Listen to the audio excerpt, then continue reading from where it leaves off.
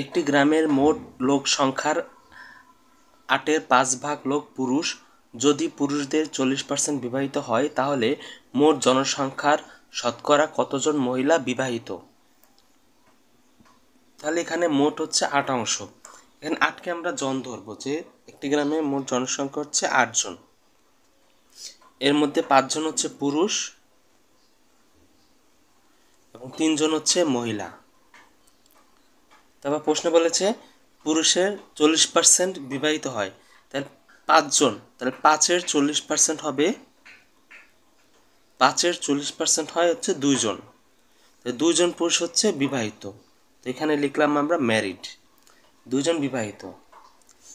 তারপর প্রশ্ন বলেছে তাহলে মোট জনসংখ্যা শতকরা কতজন মহিলা বিবাহিত? তাহলে বিবাহিত হবে হচ্ছে 2 জন পুরুষ বিবাহিত, তো তাহলে অবশ্যই 2 জন মহিলাও বিবাহিত। তাহলে এই মোট 8 জনের মধ্যে বিবাহিত মহিলার সংখ্যা হচ্ছে 2 জন। তো মোট বিবাহিত সংখ্যা হচ্ছে যে 2 জন, তাহলে 8 জনের মধ্যে হচ্ছে যে 2 জন হচ্ছে বিবাহিত মহিলা।